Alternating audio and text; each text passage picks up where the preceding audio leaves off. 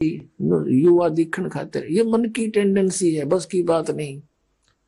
एक 82-80 साल की बुढ़िया, और नो कह दिया उसको, बुढ़िया इधर खड़ी हो जा। नो कहते ना बुढ़ी दिखू मैं, और दांत भी नहीं उसका, तेरा गजब हुई और बुढ़ी कद दिखेगी फिर। मतलब कहने का भाव यह है कि हम बुढ़ापा स्वीकार करना नहीं चाहते और मृत्यु पसंद नहीं। तो इसका कारण क्या है कि हम सतलोक में थे, वहां ये दोनों रोग नहीं थे। गीता जी अध्याय नंबर 7 के श्लोक 29 में कहा है कि अर्जुन, जो उस तत्व ब्रह्म की भक्ति करता है, जो जरा और मरण से छूटने के लिए, जरा माने बुढ़ापा और मरण माने मृत्यु, इसके छूटने के लिए जो प्रयत्न करते हैं, वो तत्ब्रह्म से, सारे दात्म ज्ञान से और सभी कर्मों से परिचित हो चुके हैं। वो इस संसार की किसी वस्तु की डिमांड नहीं रखते। तो जरा और मरण तो सतलोक में समाप्त होगा, तो उसके लिए तत्वदर्शी संत की खोज करनी।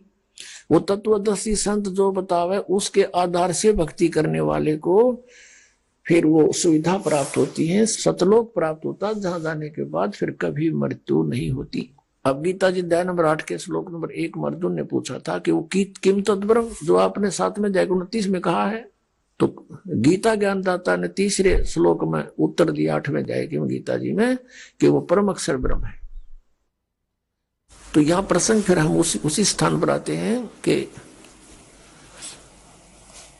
उस व्यक्ति को बहुत समझाया हमने कि वहां पर सारी सुविधाएं उपलब्ध हैं, वहां दूधों की नदी बहती है, वहां दूध खराब नहीं होते, वहां ऐसा आहार है।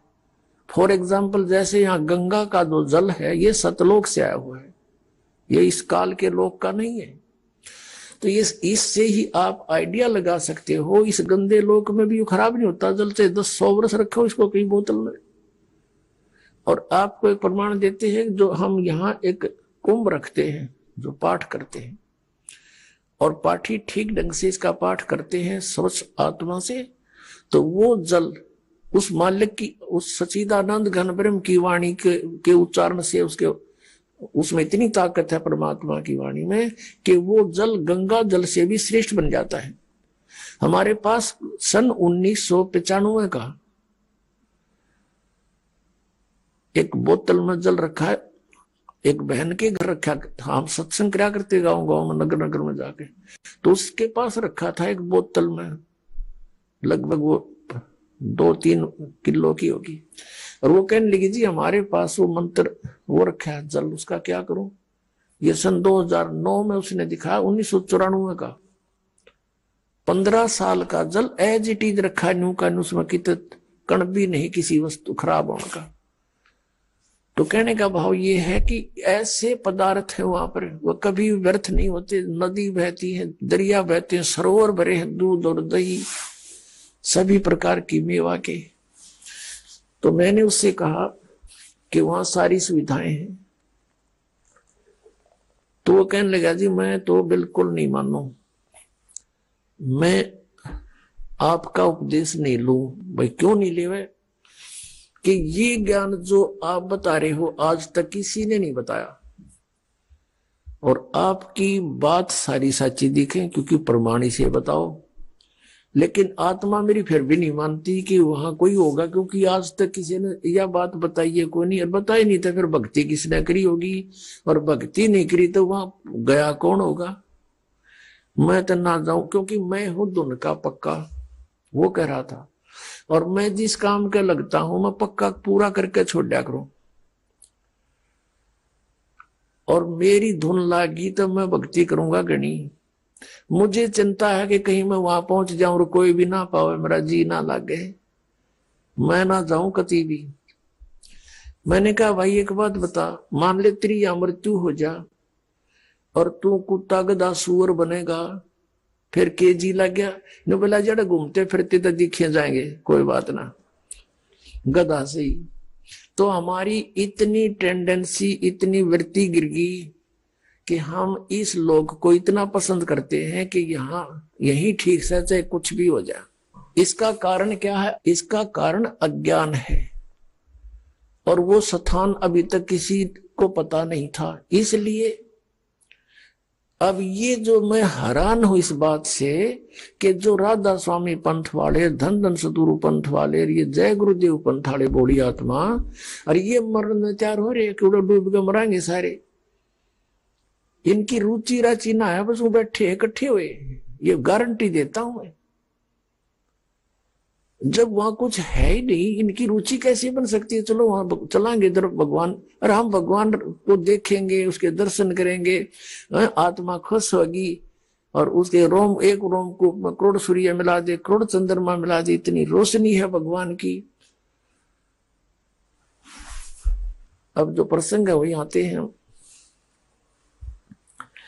कि बिन साहिब की बंदगी कहीं ठोर ठिकाना ना। ये ठोर ठिकाना फिर सतलोक में। श्रीमद् भगवत गीता अध्याय नंबर 4 के श्लोक 32 और 34 का निष्कर्ष है। 32 में कहा कि धार्मिक यज्ञों की, यज्ञ माने धार्मिक अनुष्ठानों की जानकारी सच्चिदानंद घन ब्रह्म ने, यानी ब्रह्म ने मुखे, सच्चिदानंद घन ब्रह्म ने अपने मुख कमल से बोल के जो ज्ञान दिया है वो तत्व ज्ञान है, वो सच्चिदानंद घन ब्रह्म की वाणी है। गीता अनुवादकर्ताओं ने ब्रह्मणे मुखी का अर्थ यहां पर गलत कर दिया। उन्होंने वेद की वाणी लिख दी, क्योंकि ये तो विचलित थे, इनके पास वो मास्टर की नहीं थी, या सृष्टि रचना का ज्ञान था नहीं जिससे सब सदग्रंथ खोल सकते हैं, जिस कारण से इन्होंने अर्थों के अनर्थ कर डाले। श्रीमद् भगवत गीता अध्याय नंबर 7 के श्लोक नंबर 18 में अनुत्तमम शब्द का अति उत्तम कर रखा है। बता, 6ठी कक्षा के बच्चे ने पूछ ले, उत्तम माने श्रेष्ठ, गुड, अनुत्तम माने बैड, और ये बैड का अर्थ गुड लिख रहे हैं। बुद्धि मारी गई इनकी, क्योंकि इनको ज्ञान नहीं था। 18वें अध्याय के 66वें श्लोक में वर्ध माने जाना होता, इन्होंने आना कर रखा है। गो माने जाना होता, उसका कम लिख दिया, आना कर दिया। तो काहे के विद्वान थे ये? क्योंकि इनको ज्ञान नहीं था, अज्ञानी थे। अब प्रसंग चल रहा है कि 4थे अध्याय के 32वें श्लोक में कहा है कि सच्चिदानंद घन ब्रह्म की वाणी में धार्मिक अनुष्ठानों की जानकारी विस्तार से कही गई है, और वो परमात्मा ने स्वयं आकर के ज्ञान दिया है अपने मुख कमल से। वो कबीर वाणी है, और कबीर वाणी को समझने वाले भी कुछ ही संत मिलेंगे, सभी नहीं है। तो 4थे अध्याय के 34वें श्लोक में कहा कि जो तत्व ज्ञान सच्चिदानंद घन ब्रह्म की वाणी में, कबीर वाणी में है, उसको, वो तत्व ज्ञान है, उस तत्व ज्ञान को तू तत्वदर्शी संतों के पास जाकर समझ। विनम्र भाव से प्रार्थना करना, कपट छोड़कर बात करना, वो तत्वदर्शी संत तुझे उस परमात्म तत्व का ज्ञान कराएंगे। अब 15वें अध्याय के 1 से 4 में स्पष्ट किया है कि उल्टे लटके हुए संसार रूपी वृक्ष को, उल्टा लटका हुआ संसार रूपी वृक्ष है, ऊपर को इसकी जड़ है, वो तो परम देव पुरुष है, वो परम अक्षर ब्रह्म समझो, और नीचे को तीनों गुण रूपी शाखा है। और जो संत इस वृक्ष के सभी पार्ट्स बता देगा,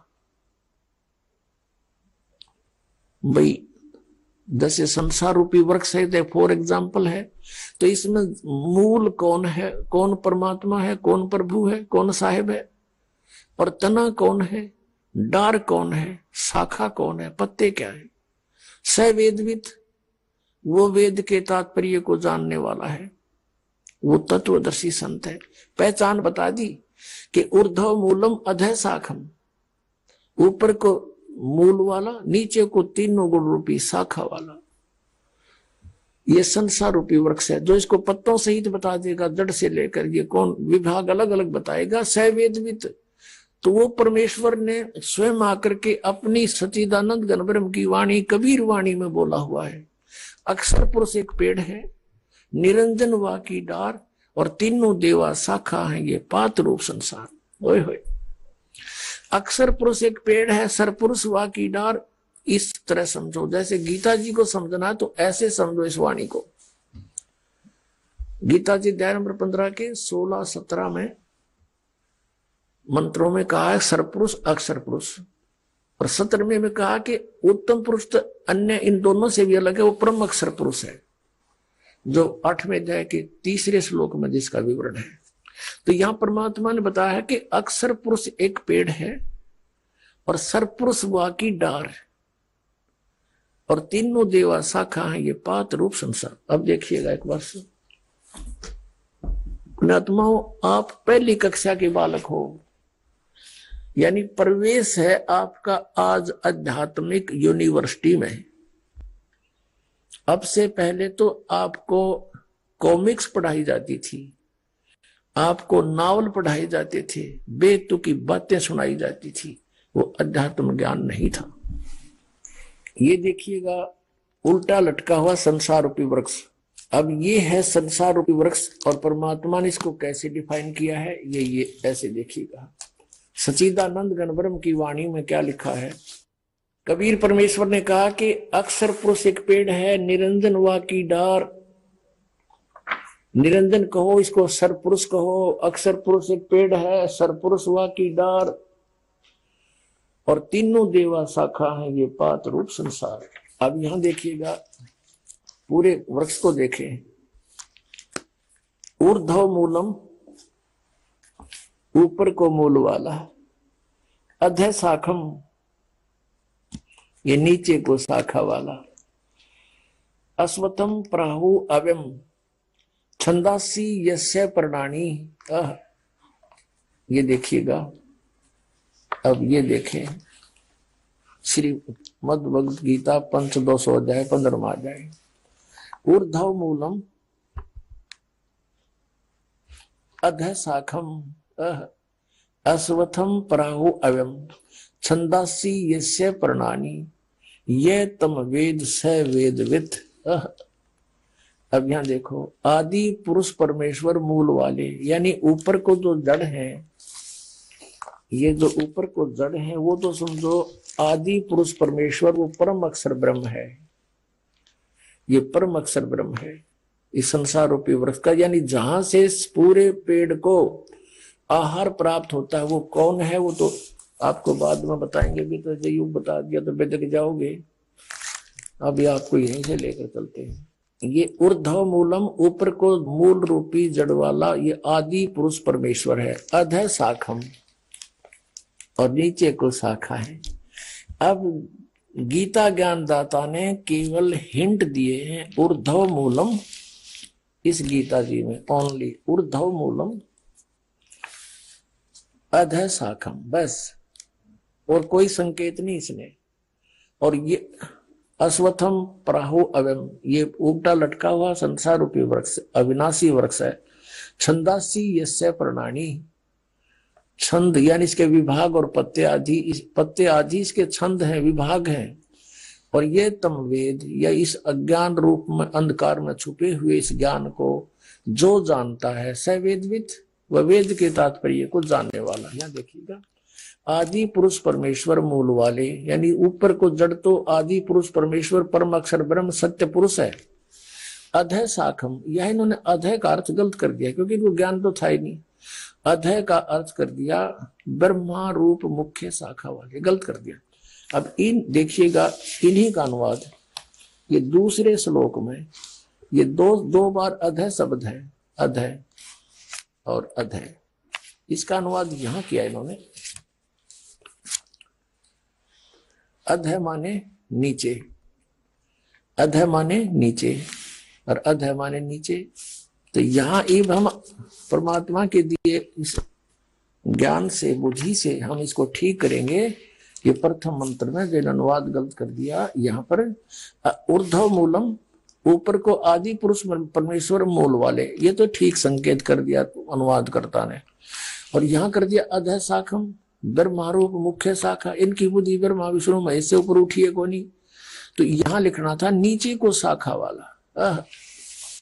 संसार रूपी वृक्ष को अविनाशी कहते हैं। वेद जिसके, छंद का अर्थ वेद कर दिया, वेद जिसके पत्ते कहे गए। अभी सुनते जाओ, उस संसार रूप वृक्ष को जो मूल सहित तत्व से जानता है, यानी जड़ से लेकर के सब पत्तों तक जानता है। स वेदविद, वह वेद के तात्पर्य को जानने वाला है, अर्थात वो तत्वदर्शी संत है। इसका ये अर्थ है। फिर क्या लिखा है कि ये उस संसार वृक्ष की तीनों गुण रूप, ये कोड वर्ड है। ये तत्वदर्शी संत बिना परमात्मा की दया बिना नहीं समझ में आ सकते। रजगुण ब्रह्मा, सतगुण विष्णु, तमगुण शिव जी रूपी ये इसकी शाखा है। वो संसार की तीनों गुण रूपी विषय पर वाला शाखा, ये शाखाएं हैं। यही समझो, इतना काफी है। इन्होंने तो बहुत कुछ लिख रखा है। नीचे और ऊपर फैली हुई है, और इस मनुष्य लोक में कर्मा के बंधन के अनुसार ये हमें फंसाए रखने की भी मुख्य कारण है। यहाँ मूल जड़ नहीं है। ये ब्रह्मा विष्णु महेश को बताया कि तीनों गुण हमारे को यहाँ कर्मानुसार बांधे रखते हैं।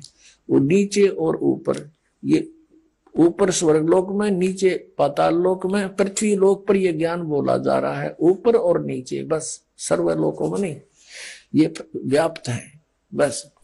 अब यहाँ कहता गीता ज्ञानदाता 15वें अध्याय के 3रे श्लोक में, इस संसार रूपी वृक्ष का स्वरूप जैसा कहा है वैसा यहाँ विचार काल में, अर्थात गीता ज्ञानदाता कहता तेरे और मेरे डिस्कशन में अर्जुन यहां नहीं, मैं नहीं बता पाऊंगा, नहीं पाया जाता, मैं नहीं बता सकता, क्योंकि इसका न आदि है और न अंत है, और न इसकी कोई अच्छी प्रकार स्थिति का मुझे ज्ञान है। इसका अर्थ ये है। इसलिए इस सुविरुद्ध मूलम, अति दृढ़ मूल वाले, ये दिन की अपनी सोच है। अति दृढ़ मूल यानी ऊपर को जो जड़ है वो तो अविनाशी श्लोक है, अविनाशी परमात्मा है। अति दृढ़ मूल वाले, अविनाशी मूल रूपी प्रभु और लोक वाले इस संसार रूपी वृक्ष को दृढ़ है माने दृढ़, असंग शस्त्रेण, उस तत्व ज्ञान रूपी शस्त्र के द्वारा, ये गलत लिखा है, उस तत्व ज्ञान रूपी शस्त्र द्वारा काट कर, अर्थात अच्छी तरह समझ कर, 15वें अध्याय का 4थे श्लोक का है। उसके पश्चात उस परम पद रूप परमेश्वर की भली भांति खोज करनी चाहिए, जिसमें गए हुए पुरुष यानी साधक फिर लौटकर संसार में कभी नहीं आते, और जिस परमेश्वर से पुरातन संसार रूपी वृक्ष की प्रवृत्ति विस्तार को प्राप्त हुई है, यानी जिस परमात्मा ने संसार रूपी वृक्ष की रचना की है, सारे ब्रह्मांडों की रचना की है, और उसी आदि पुरुष नारायण की मैं शरण हूं। गीता ज्ञानदाता कह रहा है कि इस प्रकार दृढ़ निश्चय करके उस परमेश्वर का मनन और निधि ध्यान करना चाहिए। अपना भी नहीं बता रहा यहाँ पर, क्योंकि यह चलो चलो मिटाने के लिए उससे की भक्ति करनी पड़ेगी। अपने आत्मा परमेश्वर कबीर देव जी वो सच्चिदानंद घन ब्रह्म है, वो सबके मूल हैं, इस संसार रूपी वृक्ष के मूल हैं, वहीं से सबकी उत्पत्ति हुई है। उन्होंने अपने वचन से सब ब्रह्मांडों को, प्रकृति को, जीव को, सबकी रचना की है। तीनों गुण 5 तत्व परमात्मा ने ही अपने वचन से उत्पन्न करके इस ज्योति निरंजन सर पुरुष को दिए थे। अब परमात्मा ने बताया कि अक्षर पुरुष एक पेड़ है, सर पुरुष वाकी डार, और तीनों देवा शाखा है, ये पात रूप संसार। अब स्पष्ट हुआ 4थे अध्याय का 32 और 34 के अंदर 2 विवरण है। अब स्पष्ट होगा कि सच्चिदानंद घन ब्रह्म ने स्वयं आकर के अपने मुख कमल से वो तत्व ज्ञान बोला है, और वो सच्चिदानंद घन ब्रह्म की वाणी में जो लिखा है वो तत्व ज्ञान है।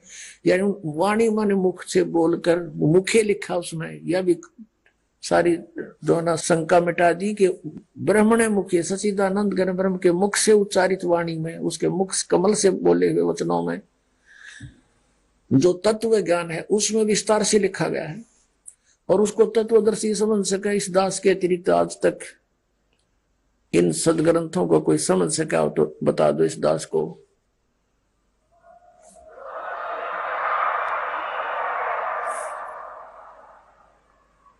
तो 5500 वर्ष हो गए इन पवित्र सदग्रंथों को यहाँ कागज पे लिपिबद्ध हुए को,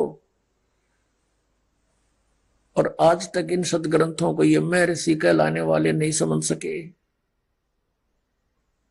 तो परमेश्वर ने लिखा, अरदास ने समझा, तो परमात्मा कबीर जी इज गॉड, सच्चिदानंद घन ब्रह्म, और ये दास वो तत्वदर्शी संत। सारी शंका समाप्त हो जाएंगी आपकी। दास अभिमान नहीं करता, लेकिन एक दो टीचर बन गया और वो अपने आप को टीचर कह दे, कोई बुराई नहीं है। इतना सा ज्ञान है, इतना सा कहना चाहता दास।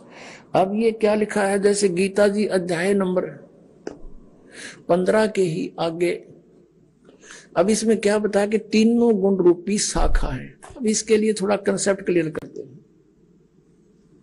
क्योंकि पुण्यात्माओं ये एक नया सूर्य उदय हो रहा है, और हमने अभी सितारे देखे थे, और सूर्य को देखकर हमने उन सितारों को सूर्य मान रखा था, और उस सूर्य को सूर्य मानना हमारा मन बहुत देर से स्वीकार करेगा। इसलिए ढेर सारे प्रमाण दिखाने पड़ेंगे कि ये तीनों गुण रूपी शाखा है, ये रजगुण ब्रह्मा सतगुण विष्णु तम गुण शिव जी है, और ये सदग्रंथों में लिखा है, उन्हीं से हमने पहचानना है। देखिएगा, ये मार्कंडेय पुराण